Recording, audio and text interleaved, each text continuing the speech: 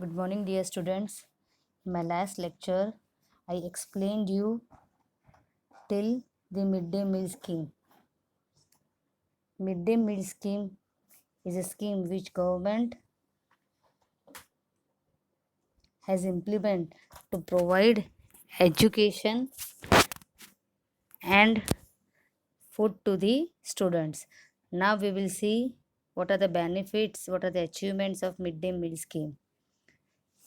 It has increased the enrollment and attendance rate of poor children, especially girls. इसका मतलब है कि जब गवर्नमेंट ने अपनी स्कूल्स में गवर्नमेंट स्कूल्स में मिड डे मील स्कीम शुरू की तो ये गरीब बच्चे स्पेशली उसमें गर्ल्स के ज़्यादा एडमिशन्स होने लगे जो पुअर फैमिलीज़ के थे। दूसरा, it has address the classroom hunger of poor student who earlierly came to school but could not concentrate on studies due to their empty stomach. पहले जब इस गवर्नमेंट स्कूल में बच्चे पढ़ने आते थे तो वो भूखे होते थे, तो इस कारण वो अपने पढ़ाई में ध्यान नहीं लगा पाते थे। गवर्नमेंट की ये स्कीम से दूसरा फ़ायदा ये हुआ कि खाना खाने के कारण, स्कूल में ही खाना खाने के कारण बच्चों का कंसंट्रेशन पावर बढ़ा और वो लोग ध्यान और अच्छे से पढ़ाई करने लगे। It has brought the freedom to the working mother to continue their jobs without working about the lunch of their children. तीसरा फ़ायदा है मिड डे मील स्कीम का ये हुआ कि जो वर्किंग वुमेन्स थे, फॉर एग्ज़ाम्पल हम देखते कि साइट्स पे हस्बैंड वाइफ, मदर फादर दोनों ही काम करते हैं। ऐसी मदर्स को साइट पे जब काम करती होती है तब बच्चों के लिए खाना बनाना पड़ता था पहले, पर अभी गवर्नमेंट की ये स्कीम की वजह से ये जो वुमेन्स जो साइट पे या फिर कहीं पर भी जहाँ भी काम करती है वो बिना चिंता किए अपना काम कर सकती है। उनके बच्चे स्कूल में पढ़ के भी आते हैं और साथ में लंच यानी दोपहर का खाना भी खा के आते हैं। It has contributed in fostering equality and reducing caste and class barrier by allowing the children of both upper and lower caste eat meal together and by employing people from the disadvantaged group as cooks and assistants. Mid day meal scheme का दूसरा फ़ायदा ये हुआ कि school में जो बच्चे पढ़ते हैं उसमें उनमें इक्वालिटी की, सबको एक समान गिनने की भावना बढ़ने लगी। जैसे कि स्कूल में जब बच्चे पढ़ते हैं तो सभी कास्ट के, सभी क्लास के साथ, सभी कास्ट, सभी क्लास, सभी रिलीजन के बच्चे एक ही स्कूल में पढ़ते हैं और जब उन लोग साथ में मिलकर खाना खाते हैं तो ये इन लोगों में इक्वालिटी की भावना क्रिएट करती है। दूसरा कि वो लोग जो काम करते थे उनको कुक्स और असिस्टेंट्स रखने पड़ते थे पहले, अभी उनको वो भी ज़रूरत नहीं है क्योंकि उनके बच्चे पढ़ के भी आते हैं और साथ में वहाँ खाना भी खा के आते हैं। Other schemes introduced by government include reservation of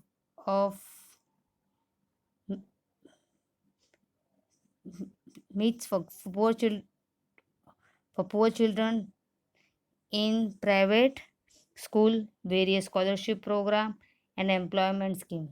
government जो है इसे मिड डे मील स्कीम ही नहीं और कई सारी स्कीम्स इम्प्लीमेंट की है। जैसे कि जो गरीब बच्चे हैं उनको अगर गवर्नमेंट स्कूल में नहीं पढ़ना है, उनको प्राइवेट स्कूल में पढ़ना है, तो प्राइवेट स्कूल की कुछ सीट्स जो है वो ऐसे गरीब बच्चों के लिए रिजर्व होती है। प्राइवेट स्कूल को इन गरीब बच्चों को अपनी स्कूल में एडमिशन देना पड़ता है विथ मिनिमम फीस और no fees according to the programme of the government. वैसे ही वेरियस स्कॉलरशिप प्रोग्राम जिसमें होशियार बच्चों को कम फीस या बिना फीस के पढ़ाया जाता है और कई एम्प्लॉयमेंट स्कीम भी गवर्नमेंट ने इंट्रोड्यूस की है। एम्प्लॉयमेंट स्कीम यानी एम्प्लॉयमेंट यानी रोजगार, लोगों को काम मिलना। तो ऐसी बहुत सारी स्कीम्स गवर्नमेंट इम्प्लीमेंट करती रहती है। However, despite the measures undertaken by government, there still exists inequality in the Indian society. People are forced into unequal situation, exploited and treated unfairly on the ground of caste, class, religion and gender.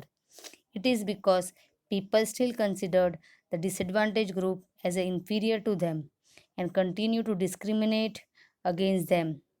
Thus, unless we change our attitude toward the disadvantage, it is impossible to establish equality in the society in absolute term.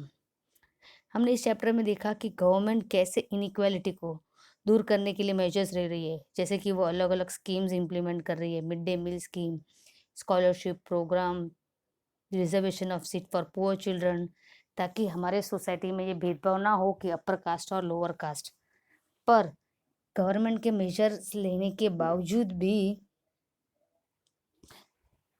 लोग ऐसी situations create करते हैं जहां ऐसे lower caste लोगों को exploit किया जाता है, उनके साथ अनफेयर ट्रीटमेंट होती है on the basis of caste class. जैसे कि ये छोटा काम कर रहे हैं, या रोड क्लीन कर रहे हैं, या कचरा उठा रहे हैं, तो उनके साथ अच्छे से बात नहीं की जाती, उनको रिस्पेक्ट नहीं दिया जाता, उनको कम गिना जाता है।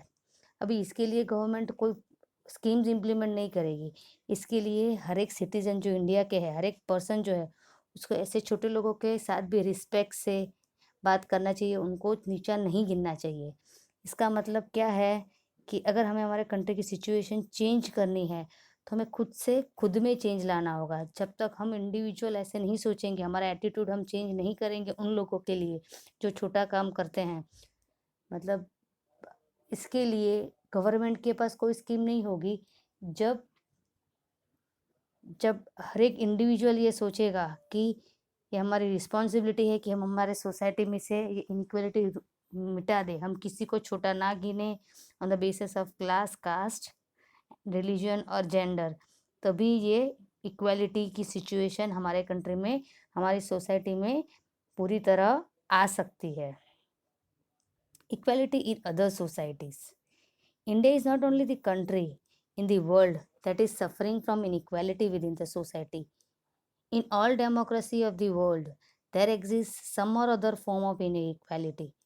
For example, in the United States of America, the people of African origin have been subjected to unfair treatment. इसका मतलब क्या है? ऐसी इनइक्वालिटी कास्ट क्लास के बेस सिर्फ इंडिया में ही नहीं पर कई और देशों में भी होती है। डेमोक्रेसी कंट्री मतलब क्या कि ऐसी कंट्री जिसको चुनने वाले जो मिनिस्टर्स है वो खुद उस सिटीज़न ने चुने हैं। तो ऐसे ही डेमोक्रेटिक कंट्री है यूनाइटेड स्टेट ऑफ अमेरिका, ठीक है, वो भी बहुत एजुकेटेड कंट्री है, वर्ल्ड वेल डेवलप्ड कंट्री है। उस कंट्री में भी इनइक्वालिटी होती है। फॉर एग्जांपल, बहुत पहले हम यहाँ पर एग्जांपल लेंगे जिससे ये क्लियर होगा।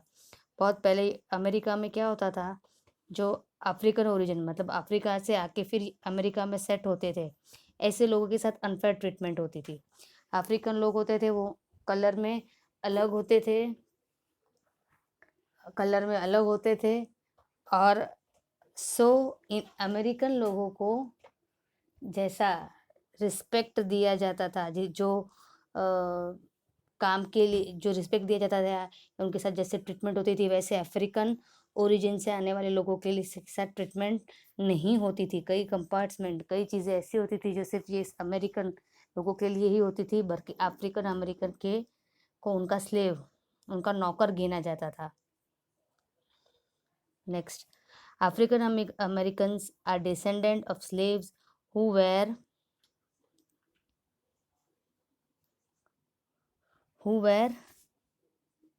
brought from Africa to USA. These people were subjected to discrimination and unequal treatment.